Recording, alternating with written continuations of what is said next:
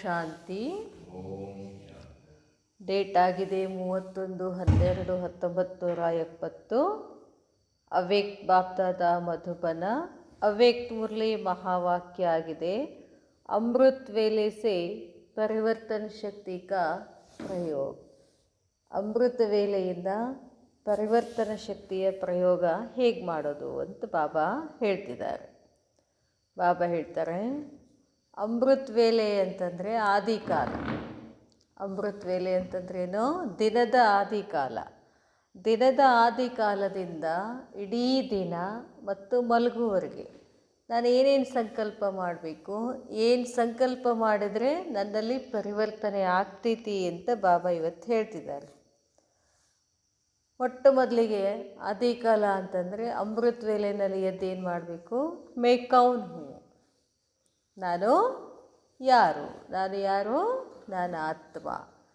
ಆಮೇಲೆ ಹೇಳ್ತಾರೆ ಬಾಬಾ, ಮೇ ಕೌನ್ ಹೂ, ಮೇ ಆತ್ಮ ಹೂ. ಈ ಶಕ್ತಿಶಾಲಿ ಸಂಕಲ್ಪ ಏನು ಮಾಡಬೇಕು? ಕಣ್ಣು ತೆಗೆದ ತಕ್ಷಣ ನಮ್ಮ ವಿಚಾರ ಏನು ಬರಬೇಕು? ಮೇ ಕೌನ್ ಹೂ, ನಾನು ಯಾರು? ಮೇ ಆತ್ಮ ಹೂ, ಶರೀರ್ ನಹಿ ಹೂ ಅಂತ ಬರಬೇಕು. ನಾನು ಆತ್ಮ ಆಗಿದ್ದೀನಿ, ಶರೀರ ಅಲ್ಲ ಅನ್ನೋ ಸಂಕಲ್ಪ ಮೊದಲೇ ಸಂಕಲ್ಪ. ಇನ್ನು ಎರಡನೇದು ಹೇಳ್ತಾರೆ ಬಾಬಾ, ಮೇ ಕೌನ್ ಹೂ, ನಾನು ಯಾರು ಆಯಿತು. ಮೇ ಕಿಸ್ಕಿ ಹೂ, ನಾ ಯಾರೋನು? ನಾನು ಪರಮಾತ್ಮನ ಮಗು. ಅದರ ನೆಕ್ಸ್ಟ್ ಬರ್ತಾರೆ ಬಾಬಾ, ನಾನು ಆತ್ಮ, ನಾನು ಯಾರೋನು? ನನ್ನ ತಂದೆ ಪರಮಾತ್ಮ. ಅದರ ನೆಕ್ಸ್ಟ್ ಏನು ಬರ್ತಾರೆ ಅಂತಂದರೆ ಬಾಬಾ, ನಾನು ಗಾಡ್ಲಿ ಸ್ಟೂಡೆಂಟ್, ನಾನು ಒಬ್ಬ ವಿದ್ಯಾರ್ಥಿ. ಎಂಥ ವಿದ್ಯಾರ್ಥಿ? ದೇವ ವಿದ್ಯಾರ್ಥಿ. ಸಾಧಾರಣ ವಿದ್ಯಾರ್ಥಿ ಅಲ್ಲ ನಾನು. ನಾನು ಮಹಾನ್ ವಿದ್ಯಾರ್ಥಿ, ಶ್ರೇಷ್ಠ ವಿದ್ಯಾರ್ಥಿ. ನಾನು ವಿದ್ಯಾರ್ಥಿ ಅಂದ ತಕ್ಷಣ ನನಗೆ ಯಾರು ಓದಿಸೋಕ್ಕೆ ಬಂದಿದ್ದಾರೆ? ಸ್ವತಃ ಭಗವಂತ ಶಿಕ್ಷಕನಾಗಿ ನನಗೆ ಓದಿಸೋಕ್ಕೆ ಬಂದಿದ್ದಾರೆ. ಇದು ಒಂದಿರಬೇಕು. ಇಷ್ಟೆಲ್ಲ ಅಮೃತ ವೇಳೆಯಲ್ಲಿ ನಾನು ಯಾರೋನು ಅಂತ ಆದಮೇಲೆ ದಿನಚರ್ಯದಲ್ಲಿ ಬರ್ತೀವಿ. ನಾವು ದಿನದ ಕಾರ್ಯಗಳನ್ನು ಮಾಡೋಕ್ಕೆ ಬರ್ತೀವಿ. ದಿನದ ಕಾರ್ಯಗಳನ್ನು ಮಾಡ್ತಾ ಬಂದಾಗ ನನ್ನ ಸಂಕಲ್ಪ ಏನಿರಬೇಕು?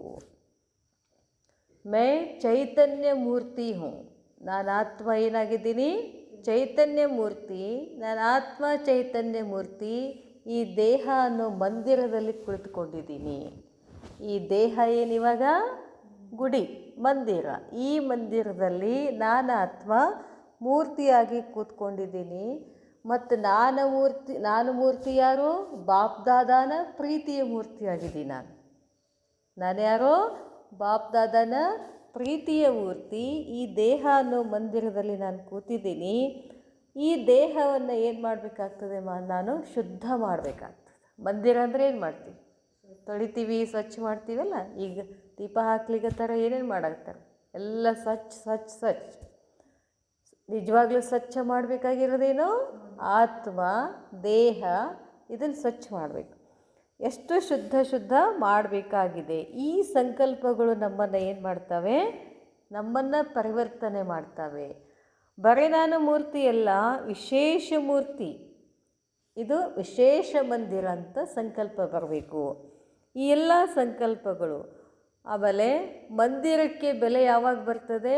ಆ ಮಂದಿರದಲ್ಲಿರ್ತಕ್ಕಂಥ ಮೂರ್ತಿಯ ಬೆಲೆ ಹೆಚ್ಚಿದ್ದಾಗ ಆ ಗುಡಿಗೆ ಏನಿರ್ತದೆ? ಹೆಚ್ಚು ಬೆಲೆ ಇರ್ತದಲ್ಲ. ಹಾಗೆ ಈ ದೇಹಕ್ಕೆ ಬೆಲೆ ಬರಬೇಕು ಅಂತಂದರೆ ನಾನು ಆತ್ಮ ಮೂರ್ತಿ ಏನಾಗಿರಬೇಕು? ಬೆಲೆಯುಳ್ಳಂಥವನಾಗಿರಬೇಕು. ಇವತ್ತು ನಾವು ಎಷ್ಟೋ ಮಹಾಪುರುಷರ ಫೋಟೋ ಪೂಜೆ ಮಾಡ್ತೀವಿ, ಅವರ ಸಮಾಧಿಗೆ ಹೋಗಿ ಪೂಜೆ ಮಾಡ್ತೀವಿ. ಯಾಕೆ? ಅದರಲ್ಲಿರ್ತಕ್ಕಂಥ ಆತ್ಮನೂ ಶ್ರೇಷ್ಠ ಇತ್ತು. ಅದು ಹೋದ ಮೇಲೂ ಕೂಡ ಅದರ ದೇಹವನ್ನು ಪೂಜೆ ಮಾಡ್ತೀವಿ ನಾವು. ಫೋಟೋ ಅಂದ್ರೇನು? ಅದರ ದೇಹ. ಯಾಕೆಂದರೆ ಅದಕ್ಕಷ್ಟು ಬೆಲೆ ಬಂದಿರ್ತದೆ. ಅದಕ್ಕೆ ಬಾಬಾ ಹೇಳ್ತಾರೆ, ಏನೇನು ಸಂಕಲ್ಪ ಇರಬೇಕು? ನಾನು ಆತ್ಮ ಇದ್ದೀನಿ, ನಾನು ಪರಮಾತ್ಮನ ಮಗು, ನಾನು ಗಾಡ್ಲಿ ಸ್ಟೂಡೆಂಟು, ನಾನು ಮೂರ್ತಿಯಾಗಿದ್ದೀನಿ. ಎಂಥ ಮೂರ್ತಿ? ವಿಶೇಷ ಮೂರ್ತಿ. ಈ ಸಂಕಲ್ಪಗಳ ಆಧಾರದಿಂದ ಏನಾಗ್ತದೆ, ನಾನು ನಂದು ದೇಹಭಾನ ಎಲ್ಲ ಹೋಗ್ಬಿಡ್ತದೆ ಅಂತ ಹೇಳ್ತಾರೆ ಬಾಬಾ. ಅದಕ್ಕೆ ಯಾವಾಗಲೂ ನಾನು ಗಾಡ್ಲಿ ಸ್ಟೂಡೆಂಟ್ ಆಗಿದ್ದೀನಿ ಅನ್ನೋದು ನೆನಪಿರಬೇಕು. ಗಾಡ್ಲಿ ಸ್ಟೂಡೆಂಟ್ ಅಂತ ನೆನಪಿದ್ರೆ ಏನಾಗ್ತದೆ, ನನ್ನ ಶಿಕ್ಷಕ ಯಾರು ಅಂತ ನೆನಪಾಗ್ತದೆ. ನನ್ನ ಶಿಕ್ಷಕ ಯಾರು? ಶಿವಬಾಬಾ. ಎಲ್ಲಿಂದ ಬರ್ತಿದ್ದಾರೆ? ದೂರ ದೇಶದಿಂದ ಬಂದು ಯಾರ ಸಲುವಾಗಿ ಬರ್ತಿದ್ದಾರೆ? ನನ್ನ ಸಲುವಾಗಿ ಬರ್ತಿದ್ದಾರೆ. ಇದೆಲ್ಲ ಸಂಕಲ್ಪಗಳು ನನ್ನಲ್ಲಿದ್ದರೆ ಏನಾಗ್ತದೆ, ನಾನೇನು ಮಾಡೋಕ್ಕೆ ಶುರು ಮಾಡ್ತೀನಿ, ಅಭ್ಯಾಸ ಮಾಡೋಕ್ಕೆ ಶುರು ಮಾಡ್ತೀನಿ ಅಂತ ಹೇಳ್ತಾರೆ ಬಾಬಾ. ಇದರಲ್ಲಿನೇ ಏನೈತಿ ನಮ್ಮದು, ಪ್ರತಿಯೊಂದು ಮಾತು ಶ್ರೇಷ್ಠ, ಸಂಕಲ್ಪ ಶ್ರೇಷ್ಠ, ಕರ್ಮ ಶ್ರೇಷ್ಠ. ಇದೆಲ್ಲ ಶ್ರೇಷ್ಠ ಆದಮೇಲೆ ನಮ್ಮ ಗಳಿಕೆ ಏನಾಗ್ತದೆ, ಪದಮಾಪದಂ ಗುಣ ಗಳಿಕೆ ಆಗ್ತದೆ ಅಂತಾರೆ ಬಾಬಾ. ಇದರಲ್ಲಿ ಒಂಚೂರು ಏನಾದರೂ ವ್ಯತ್ಯಾಸ ಆದರೆ ನಮ್ಮ ಪ್ರಾಪ್ತಿ ಏನಾಗ್ಬಿಡ್ತದೆ, ಕಡಿಮೆ ಆಗಿಬಿಡ್ತದೆ. ಬಾಬಾ ಹೇಳ್ತಾರೆ, ಐಸಾ ಪರಿವರ್ತನ್ ಸಂಕಲ್ ಭಗವಾನ್ ಬೋಲ್ ರಹೇ ಹೇ. ಇದೆಲ್ಲ ಯಾರು ಹೇಳ್ತಿದ್ದಾರೆ?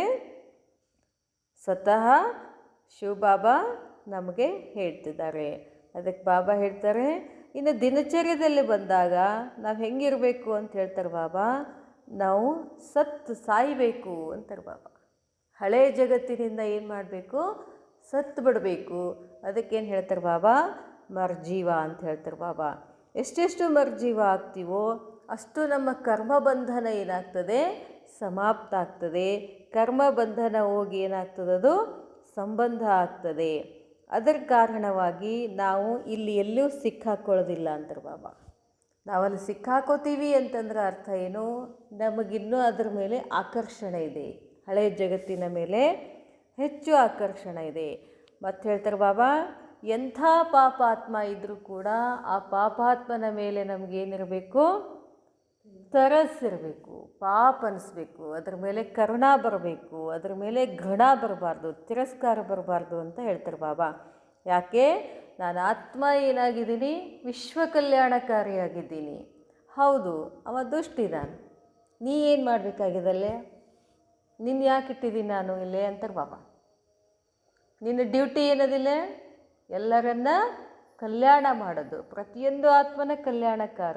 ನಿನ್ನ ಸಮಾನ ಏನಾಗಿದೆ, ವಿಶ್ವ ಕಲ್ಯಾಣಕಾರಿ ಸ್ಥಿತಿನಲ್ಲಿದ್ದು ದಯಾಮೂರ್ತಿಯಾಗಿ ಅವರನ್ನು ಏನು ಮಾಡಬೇಕು, ನಾವು ಒಳ್ಳೆಯ ಶುಭ ಸಂಕಲ್ಪಗಳಿಂದ ಅವರನ್ನು ಕೂಡ ಏನು ಮಾಡಬೇಕು, ಪರಿವರ್ತನೆ ಮಾಡಬೇಕು.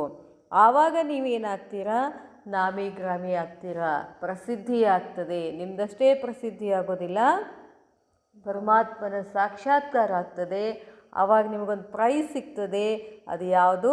ಪೀಸ್ ಮೇಕರ್ ಪ್ರೈಸ್ ಸಿಗ್ತದೆ. ನಾವೆಲ್ಲ ಏನು, ಶಾಂತಿಯ ಜಗತ್ತನ್ನು ನಿರ್ಮಾಣ ಮಾಡುವಂಥ ಒಂದು ಪ್ರೈಸ್ ಸಿಗ್ತದೆ, ಬಹುಮಾನ ಸಿಗ್ತದೆ.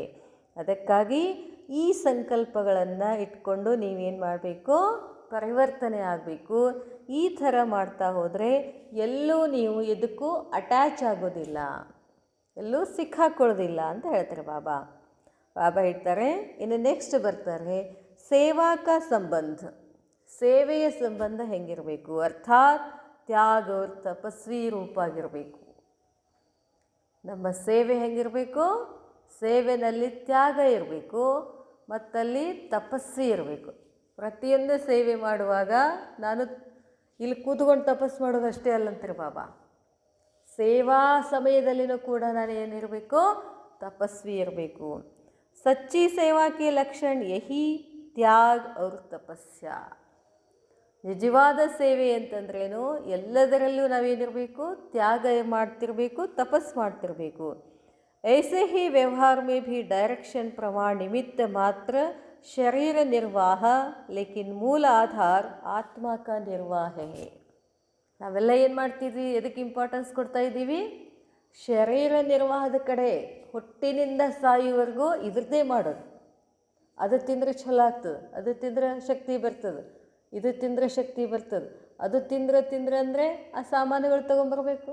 ಆ ಸಾಮಾನುಗಳು ತೊಗೊಂಡು ಬರಲಿಕ್ಕೆ ದುಡ್ಡು ಬೇಕು ಅಂದರೆ ದುಡಿಬೇಕು ಅಂದ್ರೆ ಅಭ್ಯಾಸ ಮಾಡಬೇಕು. ಚಲೋ ನೌಕರಿ ಬರಬೇಕು ಅಂದರೆ ಅಭ್ಯಾಸ ಮಾಡಬೇಕು.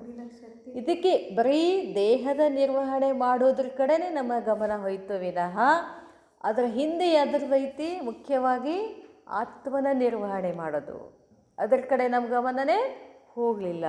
ಆತ್ಮಶಕ್ತಿಶಾಲಿ ಆಗಬೇಕು ಅಂದರೆ ಏನು ಮಾಡಬೇಕು ಅಂತ ವಿಚಾರ ಮಾಡಲಿಲ್ಲ.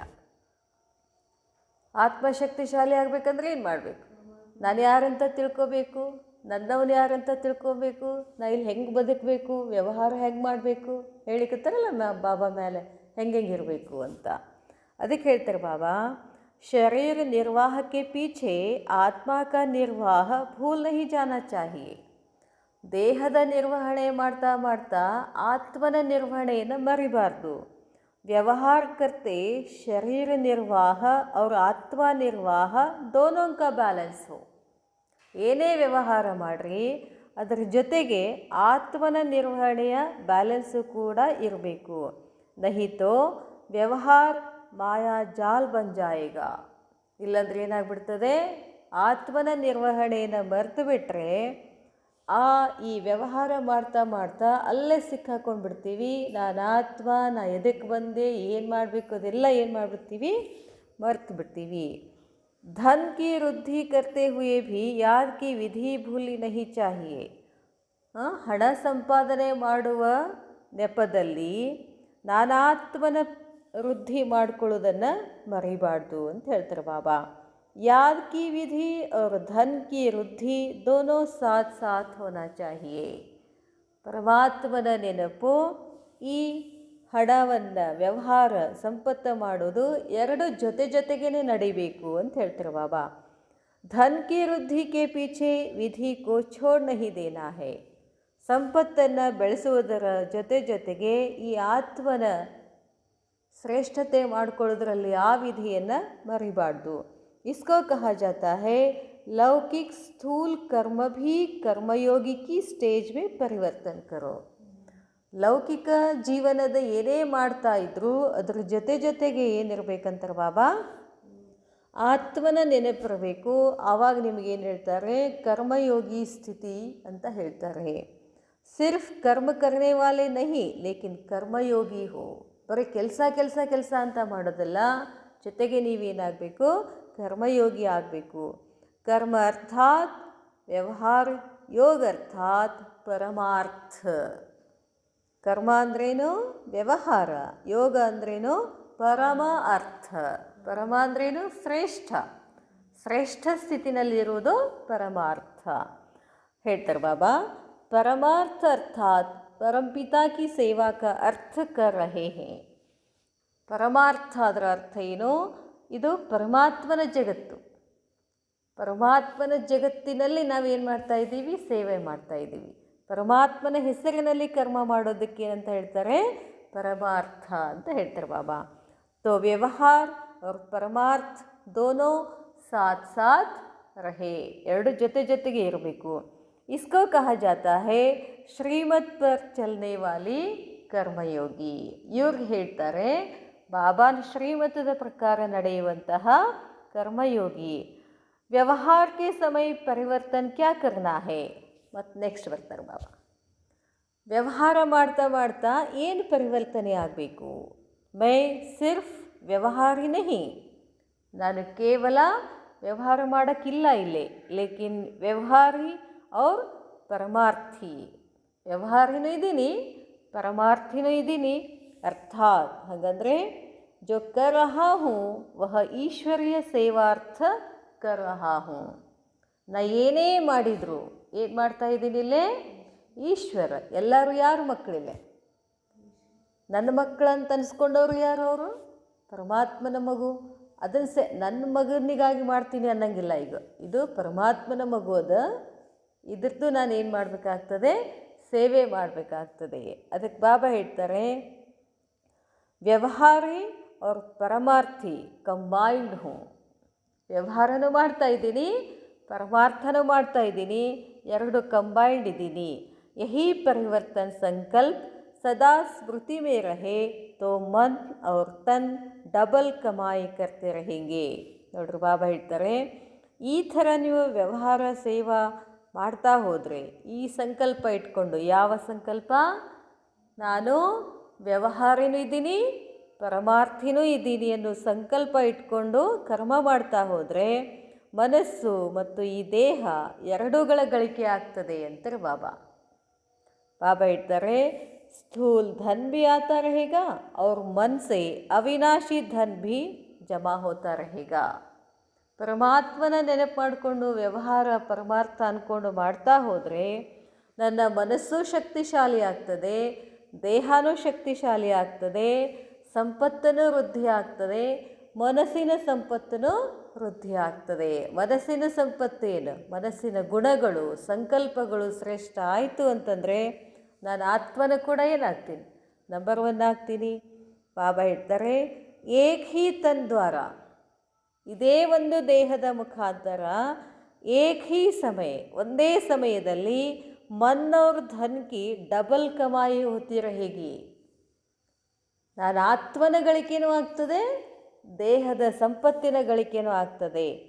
ಎಷ್ಟು ಕಮಾಯಿದ ನೋಡ್ರಿ.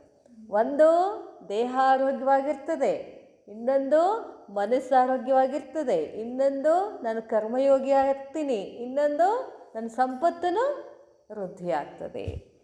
ಅದಕ್ಕೆ ಹೇಳ್ತಾರೆ ಬಾಬಾ, ಪದಮಾಪದಂ ಡಬಲ್ ಕಮಾಯಿ ಅಂತ ಹೇಳ್ತಾರೆ ಬಾಬಾ. ಈಶ್ವರ್ಯ ಸೇವಾ ಮೇ ಸದಾ ನಿಮಿತ್ತ ಮಾತ್ರಕ ಮಂತ್ರ. ಈ ಈಶ್ವರ್ಯ ಸೇವೆಯಲ್ಲಿ ಒಂದು ಮಂತ್ರ. ಯಾವ ಮಂತ್ರ? ಮೈ ನಿಮಿತ್ತ ಹೂँ, ನಾನು ಮಾಡ್ತೀನಿ. ಇಲ್ಲಿ ಯಾರು ಮಾಡಿಸಿದ್ದಾರೆ? ಬಾಬಾ ಮಾಡಿಸಿದ್ದಾರೆ. ನಿಮಿತ್ತ ಅನ್ನೋದು ಕೂಡ ಒಂದು ಮಂತ್ರ. ಮತ್ತಿನ್ನೊಂದು ಹೇಳ್ತಾರೆ ಬಾಬಾ, ಕರನ್ಹಾರ್ ಕಿ ಸ್ಮೃತಿ ಮೇ. ಕರನ್ಹಾರ್ ಅಂದರೆ ಯಾರು? ಶಿವ ಬಾಬಾ. ಕರನ್ಹಾರ್ ಅಂದರೆ ಮಾಡಿಸುವಂಥವನು. ಯಾರು? ಶಿವ ಬಾಬಾ. ಆತನ ಸ್ಮೃತಿಯಲ್ಲಿ ಸಂಕಲ್ಪ ಸದಾ ಯಾದ್ ರಹೆ. ಎಲ್ಲ ಸಂಕಲ್ಪಗಳು ನಮಗೆ ನೆನಪಿರಬೇಕು. ಕರಾವನ್ಹಾರ್ ಭೂಲೆ ನಹಿ. ಒಂದು ಕ್ಷಣನೂ ಏನೇ ಸೇವೆ ಇದ್ದರೂ ಆತನನ್ನು ಮರೆಯೋ ಹಾಗಿಲ್ಲ. ತೋ ಸೇವಾ ಮೇ ಸದಾ ನಿರ್ಮಾಣ ಹಿ ನಿರ್ಮಾಣ ಕರ್ತೆ रहेंगे. ಈ ಸಂಕಲ್ಪದ ಜೊತೆಗೆ ನಾವು ಕರ್ಮ ಮಾಡ್ತಾ ಹೋದರೆ ಪ್ರತಿಯೊಂದು ಕರ್ಮ ಅವಿನಾಶಿ ಆಗಿಬಿಡ್ತದೆ, ಅದು ನಿರ್ಮಾಣ ಆಗಿಬಿಡ್ತದೆ, ಸಫಲ ಆಗ್ತದೆ ಅಂತ ಹೇಳ್ತಾರೆ ಬಾಬಾ. ಅಚ್ಛಾ ಅವ್ರು ಆಗೇ ಚಲೋ. ಸೇವೆದು ಹೇಳಿದ್ರು ಬಾಬಾ. ಸೇವೆಯಲ್ಲಿ ಏನು ಸಂಕಲ್ಪ ಮಾಡಬೇಕು ಅಂದರೆ ಬಾಬಾ ಇವತ್ತು ಕಂಪ್ಲೀಟಾಗಿ ನಾನು ಏನು ಯೋಚನೆ ಮಾಡಬೇಕು ಅನ್ನೋದು ಕಲಿಸ್ಲಿಕ್ಕತ್ತಾರೆ ಇವತ್ತು. ಮುಂದಕ್ಕೆ ಹೋದಂಗೆ ಏನು ಮಾಡಬೇಕು? ಅನೇಕ ಪ್ರಕಾರಕ್ಕೆ ವ್ಯಕ್ತಿಯವ್ರ ವೈಭವ ನಮ್ಮ ಜೀವನದಲ್ಲಿ ಅನೇಕ ಪ್ರಕಾರದ ವಿಧದ ವ್ಯಕ್ತಿಗಳನ್ನು ನೋಡ್ತೀವಿ, ವೈಭವವನ್ನು ನೋಡ್ತೀವಿ. ಅಲ್ಲಿ ಹೆಂಗಿರ್ಬೇಕು ನಾವು? ವ್ಯಕ್ತಿಗಳನ್ನು ನೋಡಿದಾಗ ಏನು ಸಂಕಲ್ಪ ಮಾಡಬೇಕು, ವೈಭವವನ್ನು ನೋಡಿದಾಗ ಏನು ಸಂಕಲ್ಪ ಮಾಡಬೇಕು ಅನ್ನೋದು ಕಲಿಸ್ತಾರೆ ಬಾಬಾ. ಈಗ ಅನೇಕ ಪ್ರಕಾರ ವ್ಯಕ್ತಿ, ವೈಭವ್, ವಸ್ತುವಂಕೆ ಸಂಪರ್ಕ ಮೇ ಕರ್ತೆ ಹೋ. ಬರ್ತೀವಲ್ಲ, ಇಡೀ ದಿನ ಇವು ಮೂರು ನಡೀತಿರ್ತವೆ. ವ್ಯಕ್ತಿಗಳ ಜೊತೆ ಇರ್ತೀವಿ, ವೈಭವದ ಜೊತೆ ಇರ್ತೀವಿ, ವಸ್ತುಗಳ ಸಂಪರ್ಕದಲ್ಲಿ ಬರ್ತೀವಿ. ಅವಾಗ ಹೆಂಗಿರಬೇಕು? ಇಸ್ಮೇ ಭೀ ಅದರಲ್ಲಿನೂ ಸದಾ ವ್ಯಕ್ತಿ ಮೇ ವ್ಯಕ್ತ ಭಾವಕ್ಕೆ ಬಜಾಯ್. ಯಾವುದೇ ಒಂದು ವ್ಯಕ್ತಿಯನ್ನು ನೋಡಿದ ತಕ್ಷಣ ವ್ಯಕ್ತದ ಭಾವನೆ ಬರುವುದರ ಬದಲಾಗಿ ಎದರಲ್ಲಿ ಬರಬೇಕು? ಆತ್ಮಿಕ ಭಾವ ಧಾರಣ ಕರೋ. ನಾನು ಈ ಸದ್ಯ ಯಾವುದೇ ಒಂದು ವ್ಯಕ್ತಿ ಬಂದ ತಕ್ಷಣ ಆತನನ್ನು ಹೆಂಗೆ ನಾವು ನೋಡಬೇಕು? ಇವ ನನ್ನ ಮಗ, ಇವ ನನ್ನ ದೋಸ್ತ್, ಹೀಗೆಲ್ಲ ನೋಡೋಂಗಿಲ್ಲ. ಹೆಂಗೆ ನೋಡಬೇಕು? ಇದು ಒಂದು ಪರಮಾತ್ಮನ ಸಂತಾನ ಆತ್ಮ, ಇದು ಶ್ರೇಷ್ಠ ಆತ್ಮ, ಇದು ದೇವಾತ್ಮ, ಇದು ಫರಿಸ್ತ. ಈ ರೀತಿ ಆತ್ಮಿಕ ಭಾವದಲ್ಲಿ ನೋಡಬೇಕು ಅಂತ ಹೇಳ್ತಾರೆ ಬಾಬಾ. ಧಾರಣ ಕರೋ ವಸ್ತುವೋ ವಾ ವೈಭವಮೇ ಅನಾಸಕ್ತ ಭಾವ. ಇರ್ಬೋದು, ನಮ್ಮ ಹತ್ರ ಎಲ್ಲ ಇರ್ಬೋದು, ಕೋಟ್ಯಾಧೀಶ ಇರ್ಬೋದು, ದೊಡ್ಡ ದೊಡ್ಡ ಮನೆ ಇರ್ಬೋದು, ಬಹಳ ಶ್ರೀಮಂತ ಇರ್ಬೋದು. ಆ ವೈಭವದಲ್ಲಿ ಬರಂಗಿಲ್ಲ ಅಂತಾರೆ ಬಾಬಾ. ಅಲ್ಲೇ ಇರು, ಎಲ್ಲ ಉಣ್ಣು, ತಿನ್ನು, ಅನುಭವಿಸು, ಬಟ್ ಅದರಲ್ಲಿ ಸಿಕ್ಕಾಕೊಳ್ಳಂಗಿಲ್ಲ. ಏನಂತಾರೆ ಬಾಬಾ? ವೈಭವಮೇ ಅನಾಸಕ್ತ ರಹೋ.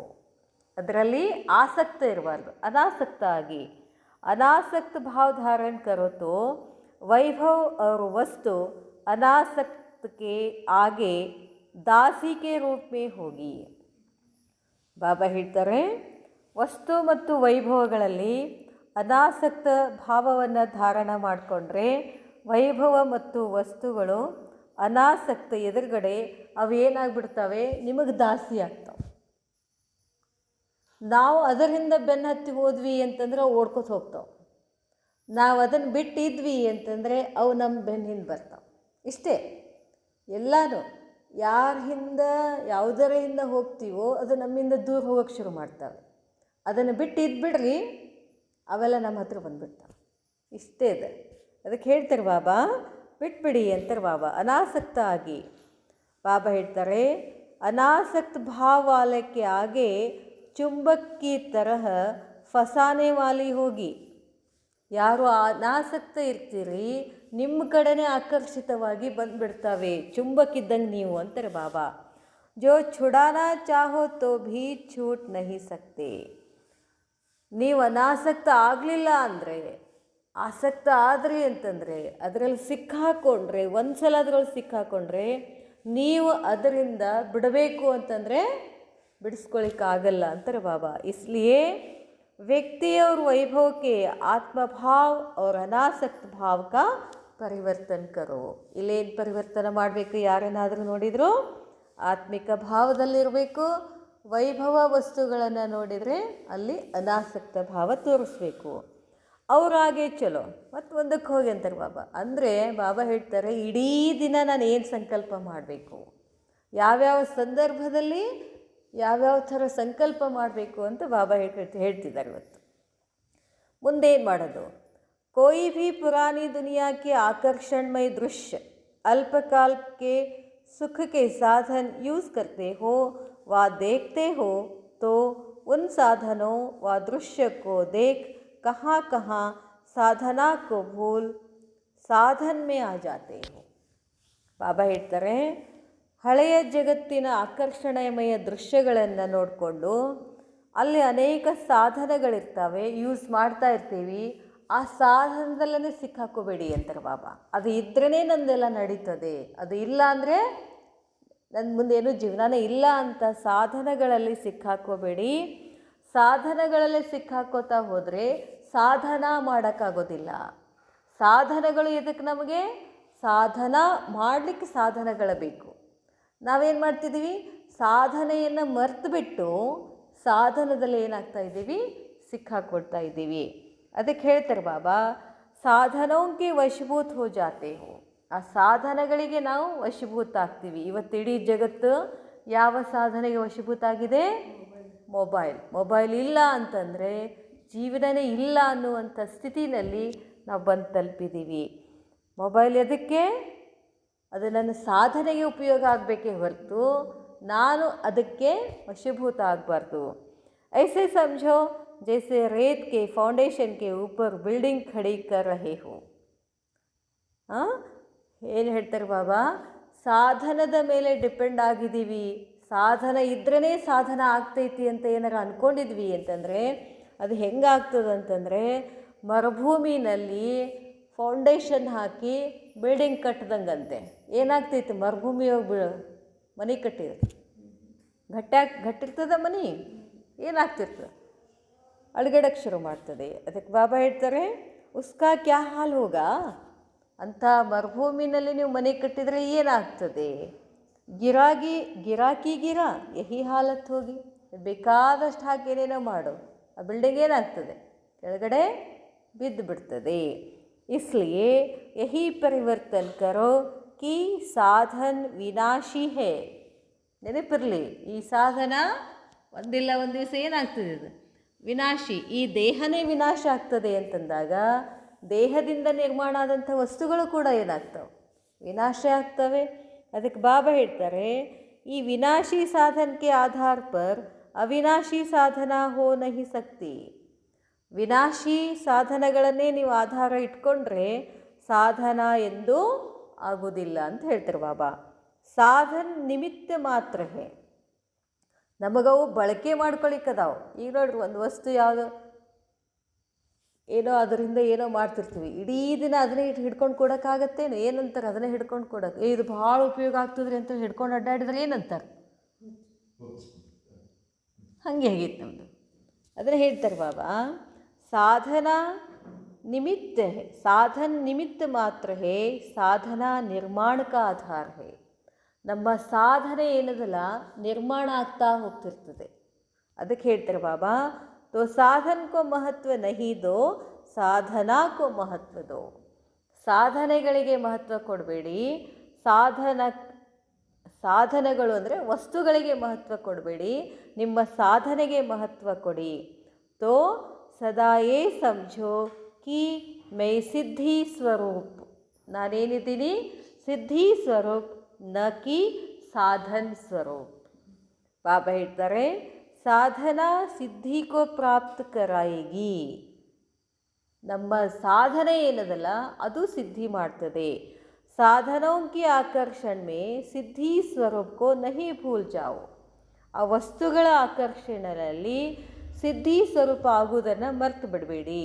ಹರ್ ಲೌಕಿಕ್ ಚೀಸ್ ಕೋ ದೇಖ್, ಲೌಕಿಕ್ ಬಾತೋं को सुन, लौकिक दृश्य को देख, लौकिक को अलौकिक में परिवर्तन करो, अर्थात ज्ञान स्वरूप हो, हर बात से ಜ್ಞಾನ ಉಠಾವು.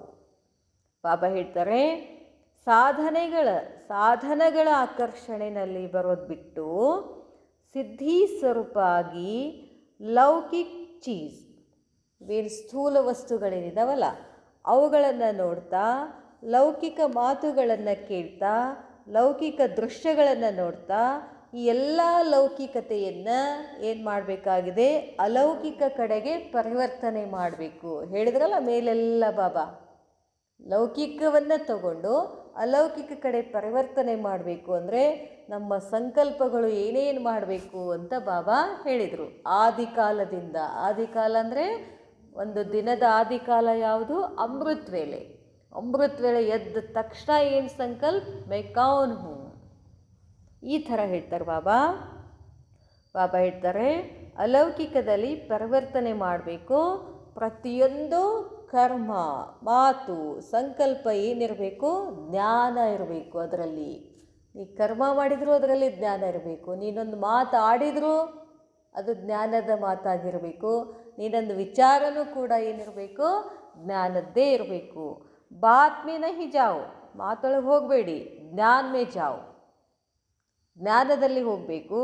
ತೋ ಸಮझा ಕ್ಯಾ ಪರಿವರ್ತನ್ ಕರ್ನಾ ಹೇ, ತಿಳಿತಾ ಏನು ಪರಿವರ್ತನೆ ಮಾಡಬೇಕು ಅಂತ ಹೇಳ್ತಾರೆ ಬಾಬಾ. ಬಾಬಾ ಹೇಳ್ತಾರೆ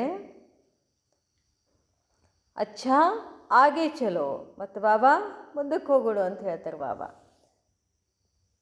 ಅಭಿ ಬಾಕಿ ಕ್ಯಾ ರಹ ಗಯಾ, ಬೆಳಗ್ಗೆ ಏಳೋದಾಯಿತು, ದಿನಚರ್ಯದಲ್ಲಿ ಬರೋದಾಯಿತು, ಕೆಲಸ ಮಾಡೋದಾಯಿತು, ಕರ್ಮ ಮಾಡೋದಾಯಿತು, ಮುಂದೇನು ಉಳಿತು? ಅಭಿ ಕ್ಯಾ ಬಚ್ಚ, ಸಾಯಂಕಾಲ ಆಯ್ತು, ಈಗ ರಾತ್ರಿ ಆಯಿತು. ರಾತ್ರಿ ಆಗಣೆ ಏನು ಮಾಡೋದು? ಮಲ್ಕೊಳ್ಳೋದು. ಮಲ್ಕೊಳ್ಳೋದು ಹೆಂಗೆ ಮಲ್ಕೊಳ್ಳೋದು ಅಂತ ಹೇಳ್ತಾರೆ ಬಾಬಾ. ಅಭಿ ಬಾಕಿ ಕ್ಯಾ ರಹ, ಅಭಿ ಸೋನಾ ರಹ ಗಯಾ ಹೈ, ಇನ್ನು ಮಲ್ಕೊಳ್ಳೋದು ಒಂದು ಉಳಿತು ಅಂತಾರೆ ಬಾಬಾ. ಸೋನಾ ಅರ್ಥಾತ್ ಮಲ್ಕೊಳ್ಳೋದಂದ್ರೆ ಏನು? ಸೋನೆ ಕಿ ದುನಿಯಾ ಸೆ ಸೋನಾ, ಸೋನೆ ಕಿ ದುನಿಯಾ ಮೇ, ಬಂಗಾರದ ಜಗತ್ತಿನಲ್ಲಿ ಮಲ್ಕೊಳ್ಬೇಕು. ಸೋನೆ ಕೋ ಭಿ ಪರಿವರ್ತನ್ ಕರೋ, ಮಲಗುವುದನ್ನು ಕೂಡ ಪರಿವರ್ತನೆ ಮಾಡಿ. ಇಷ್ಟು ದಿನ ಹೆಂಗೆ ಮಲ್ಕೊಳ್ತಿದ್ರು ಹಂಗೆ ಮಲ್ಕೊಳ್ಳಂಗಿಲ್ಲ. ಬೆಡ್ ಪರ್ ನಹಿ ಸೋ, ಹಾಸಿಗೆ ಮೇಲೆ ಮಲ್ಕೋಬೇಡ್ರಿ. ಎಲ್ಲಿ ಮಲ್ಕೊಳ್ಳೋ ಮತ್ತು ಹಂಗೆ ಬಾಬಾ ಹೇಳ್ತಾರೆ. ಲೇಕಿನ್ ಕಹಾ ಸೋಯಂಗೆ, ಬೆಡ್ ಮೇಲೆ ಮಲ್ಕೋಬೇಡ ಅಂತ ಹೇಳಿದ್ರೆ ಇನ್ನು ಎಲ್ಲಿ ಮಲ್ಕೊಳ್ಳೋದು? ಬಾಬಾ ಕಿ ಯಾದ್ ಕಿ ಗೋದಿ ಮೇ ಸೋಯಂಗೆ, ಪರಮಾತ್ಮನ ನೆನಪಿನ ಮಡಿಲಲ್ಲಿ ಮಲ್ಕೊಳ್ಳಿ. ಭಲೆ ಈ ದೇಹವನ್ನು ಹಾಸಿಗೆ ಮೇಲೆ ಮಲಗಿಸಿ, ಬುದ್ಧಿ ಎಲ್ಲಿ ಮಲಗಿಸೋದಿದೆ? ಪರಮಾತ್ಮನ ಮಡಿಲು, ನೆನಪಿನ ಮಡಿಲಲ್ಲಿ. ಫರಿಸ್ತೋನ್ ಕಿ ದುನಿಯಾ ಮೇ, ಆಮೇಲೆ ಮತ್ತೆ ಬರೀ ಮಲ್ಕೊಳ್ಳೋದು ಹೇಳೋದಿಲ್ಲ ಬಾಬಾ. ಏನು ಕನಸು ಕಾಣಬೇಕು ಅನ್ನೋದು ಹೇಳಿರ್ತಾರೆ ಬಾಬಾ. ಹೆಂಗೆ ಕನಸು ಕಾಣಬೇಕು? ಫರಿಸ್ತೋನ್ ಕಿ ದುನಿಯಾ ಮೇ ಸ್ವಪ್ನೋ ಮೇ ಸೈರ್ ಕರೋ ತೋ ಸ್ವಪ್ನ ಭಿ ಪರಿವರ್ತನ್ ಕರೋ. ಫರಿಸ್ತೆಗಳ ಜಗತ್ತಿನಲ್ಲಿ ನಾನೇನು ಮಾಡ್ತಾ ಇದ್ದೀನಿ? ತೇಲಾಡ್ತಾ ಇದ್ದೀನಿ ಅನ್ನೋ ಥರ ಕನಸುಗಳನ್ನು ಕೂಡ ಏನು ಮಾಡಿ? ಪರಿವರ್ತನೆ ಮಾಡಿ. ಅವ್ರು ಸೋನಾಭಿ ಪರಿವರ್ತನ್ ಕರೋ, ಮಲಗುವುದನ್ನು ಪರಿವರ್ತನೆ ಮಾಡಿ. ಆದಿ ಸೆ ಅಂತ ತಕ್ಕ ಪರಿವರ್ತನ್ ಕರೋ. ಆದಿ ಸೆ ಅಂತ ತಕ್ಕ ಅಂದ್ರೇನು? ಬೆಳಗ್ಗೆ ಅಮೃತ್ ವೇಳೆಯಿಂದ ಏಳೋದ್ರಿಂದನೂ ರಾತ್ರಿ ಮಲಗುವವರೆಗೂ ಕೂಡ ನಮ್ಮದೇನಿರಬೇಕು? ಪರಿವರ್ತನ್ ಪರಿವರ್ತನ್ ಪರಿವರ್ತನ್. ಸಮझा? कैसे ಪರಿವರ್ತನ್ ಶಕ್ತಿ ಯೂಸ್ ಕರೋ, ತಿಳಿತಾ? ಪರಿವರ್ತನ ಶಕ್ತಿ ಹೆಂಗೆ ಬಳಕೆ ಮಾಡಬೇಕು? ಇಸ್ ನಯೇ ವರ್ಷ ಕಿ ಸೌಗಾತ್, ಈ ಹೊಸ ವರ್ಷದ ಅಂದರೆ ಲಾಸ್ಟ್ 31 ತಾರೀಕಿನ ಮುರಳಿ ಇದೆ, ಹೊಸ ವರ್ಷ ಬರ್ತದಲ್ಲ, ಅದಕ್ಕೆ ಬಾಬಾ ಗಿಫ್ಟ್ ಕೊಡ್ತಾರೆ. ಏನು ಗಿಫ್ಟ್ ಕೊಡ್ತಾರೆ ಬಾಬಾ? ಪರಿವರ್ತನ ಶಕ್ತಿ ಕಿ ಸೌಗಾತ್. ಇವತ್ತೇನು ಗಿಫ್ಟ್ ಕೊಡ್ತಿದ್ದಾರೆ ಬಾಬಾ ನಮಗೆ? ಪರಿವರ್ತನೆ ಮಾಡುವಂಥ ಶಕ್ತಿಯ ಗಿಫ್ಟ್ ಕೊಡ್ತಿದ್ದಾರೆ. स्वपरिवर्तन और विश्व परिवर्तन की इसी गिफ्ट की लिफ्ट से विश्व के परिवर्तन का समय समीप लाएंगे. ಸ್ವಪರಿವರ್ತನ ಮಾಡಬೇಕಂದ್ರೆ ಮೇಲಿಂದ ಕೆಳತನಕ ಹೇಳಿದ್ರಲ್ಲ ಬಾಬಾ, ಅದನ್ನು ನಾನು ಮಾಡ್ಕೊಂಡಿದ್ದೆ ಆದರೆ, ಪರಿವರ್ತನೆ ಮಾಡ್ಕೊಂಡಿದ್ದೆ ಆದರೆ ಆಟೋಮೆಟಿಕ್ಕಾಗಿ ವಿಶ್ವ ಏನಾಗ್ಬಿಡುತ್ತೆ? ಪರಿವರ್ತನೆ ಆಗ್ತದೆ. ವಿಶ್ವ ಪರಿವರ್ತನೆ ಆಯಿತು ಅಂದರೆ ಸಮಯವನ್ನು ಸಮೀಪ ತಗೊಂಡು ಬರ್ತೀವಿ. ನಯೇ ಸಾಲ್ ಕಿ ಮುಬಾರಕ್ ತೋ ಸಬ್ ದೇತೆ ಹೇ. ಹೊಸ ವರ್ಷದ ಶುಭಾಶಯಗಳನ್ನು ಎಲ್ಲರೂ ಹೇಳ್ತಾರೆ. ಲೇಕಿನ್ ಬಾಪ್ ದಾದಾ ನಯೇ ವರ್ಷ ಮೇ ಸದಾ ತೀವ್ರ ಪುರುಷಾರ್ಥಿ ಬನನೆ ಕಿ ನವೀನತಾ ಕಿ ಇನ್ ಅಡ್ವಾನ್ಸ್ ಮುಬಾರಕ್ ದೇ ರಹೆ ಹೇ. ಅದರ ಬಾಬಾ ಏನು ಶುಭಾಶಯ ಹೇಳ್ತಿದ್ದಾರೆ? ತೀವ್ರ ಪುರುಷಾರ್ಥಿ ಭವ. ಈ ತೀವ್ರ ಪುರುಷಾರ್ಥದಲ್ಲಿ ಹೊಸತನ ಇರಬೇಕು ಅಂತ ಅಡ್ವಾನ್ಸ್ ಆಗಿ ಬಾಬಾ ಶುಭಾಶಯ ಹೇಳ್ತಾರೆ. ನಯಾ ವರ್ಷ ನಯೇ ಸಂಸ್ಕಾರ ನಯಾ ಸ್ವಭಾವ ನಯಾ ಉಮಂಗ್ उत्साह विश्व को नया बनाने का श्रेष्ठ संकल्प, सर्व को मुक्ति जीवन मुक्ति का वरदान देने का सदा श्रेष्ठ संकल्प, ऐसे नवीनता की मुबारक हो बधाई हो ಅಂತ ಹೇಳ್ತಾರೆ ಬಾಬಾ. ಹೊಸ ವರ್ಷ, ಹೊಸ ಸಂಸ್ಕಾರ, ಹೊಸ ಸ್ವಭಾವ, ಹೊಸ ಉಮಂಗ್ ಉತ್ಸಾಹ, ವಿಶ್ವವನ್ನು ಹೊಸ ಜಗತ್ತನ್ನಾಗಿ ಮಾಡಲಿಕ್ಕೆ ಏನು ಬೇಕು? ಶ್ರೇಷ್ಠ ಸಂಕಲ್ಪ ಬೇಕು. ಎಲ್ಲರನ್ನ ಮುಕ್ತಿ ಜೀವನ್ ಮುಕ್ತಿ ಆಗಲಿಕ್ಕೆ ಬಾಬಾ ಏನು ಮಾಡ್ತಾರೆ? ಇವತ್ತು ವರದಾನ ಕೊಡ್ತಿದ್ದಾರೆ. ಅದಕ್ಕಾಗಿ ಸದಾ ಶ್ರೇಷ್ಠ ಸಂಕಲ್ಪ, ನವೀನತೆಗಾಗಿ ಬಾಬಾ ಏನು ಮಾಡ್ತಿದ್ದಾರೆ? ಶುಭಾಶಯ ಅಂತ ಹೇಳ್ತಾರೆ ಬಾಬಾ. ಪುರಾನೆ ಸಂಸ್ಕಾರೋ ಪುರಾನಿ ಚಾಲ್ ಪುರಾನಿ ಢಾಲ್ ಪುರಾನೆಗೆ ವಿದಾಯಿ. ಹಳೆ ವರ್ಷ ಮುಗೀತಲ್ಲ, ಹಳೆ ವರ್ಷಕ್ಕೆ ಏನು ಮಾಡಬೇಕು ನಾವು? ವಿದಾಯಿ ಹೇಳಬೇಕು. ಕೇವಲ ಹಳೆ ವರ್ಷಕ್ಕೆ ವಿದಾಯಿ ಹೇಳೋದಲ್ಲ, ನಮ್ಮ ಹಳೆ ಸಂಸ್ಕಾರಗಳಿಗೆ, ಹಳೆ ಚಲನ್ಗಳಿಗೆ, ಇವಕ್ಕೆಲ್ಲದಕ್ಕೂ ನಾವೇನು ಮಾಡಬೇಕಾಗಿದೆ? ವಿದಾಯಿ ಹೇಳಬೇಕು. ऐसे हर कर्म में परिवर्तन शक्ति द्वारा स्वपरिवर्तन और विश्व परिवर्तन करने वाले. ಈ ಥರ ಕರ್ಮದಲ್ಲಿ ಪರಿವರ್ತನ ಶಕ್ತಿಯ ಮುಖಾಂತರ ತನ್ನನ್ನು ತಾನು ಪರಿವರ್ತನೆ ಮಾಡಿಕೊಳ್ಬೇಕು. ವಿಶ್ವವನ್ನು ಪರಿವರ್ತನೆ ಮಾಡುವಂತಹ ಹರ್ ಸೆಕೆಂಡ್ ಹರ್ ಸಂಕಲ್ಪ, ಪ್ರತಿ ಸೆಕೆಂಡು, ಪ್ರತಿ ಸಂಕಲ್ಪ, ಪ್ರತಿ ಕರ್ಮ ಏನಾಗಿರ್ಬೇಕಂತಾರೆ ಬಾಬಾ? ಹೊಸದಾಗಿರಬೇಕು. ಅರ್ಥಾತ್ ಗೋಲ್ಡನ್ ಏಜ್ ಕರ್ನೆ ವಾಲೆ ಹೋ. ನೀವೇನು ಮಾಡೋರಿದ್ದೀರಿ? ಸತ್ಯುಗವನ್ನು ಮಾಡುವಂಥವರು. ನಯೇ ವರ್ಷ ಮೇ, ಹೊಸ ವರ್ಷದಲ್ಲಿ, ಸವಾ ಮೇ और विश्व में नया चमत्कार दिखाने वाले, ಹೊಸ ಚಮತ್ಕಾರವನ್ನು ತೋರಿಸುವಂಥವರು. ಅಬ್ ತಕ್ ಅಸಂಭವ ಸಮಜ್ ರಹೆ ಹೇ. ಇಲ್ಲಿಯವರೆಗೂ ಏನು ಅಸಂಭವ ಅಂತ ಏನು ತಿಳ್ಕೊಂಡಿದ್ದಾರೋ ಅದನ್ನೇನು ಮಾಡಬೇಕಾಗಿದೆ? ಸಂಭವ ಮಾಡಬೇಕು. ಎಲ್ಲರ ಪ್ರತಿ, ವಿಶ್ವ ಪ್ರತಿ ಅಸಂಭವವನ್ನು ಸಂಭವ ಮಾಡುವಂತಹ ಸಫಲತಾಮೂರ್ತ ಶ್ರೇಷ್ಠ ಸಿದ್ಧಿ ಸ್ವರೂಪ ಆತ್ಮಗಳಿಗೆ ಬಾಪ್ ದಾದಾರವರ याद प्यार और नमस्ते. अच्छा, ओम शांति.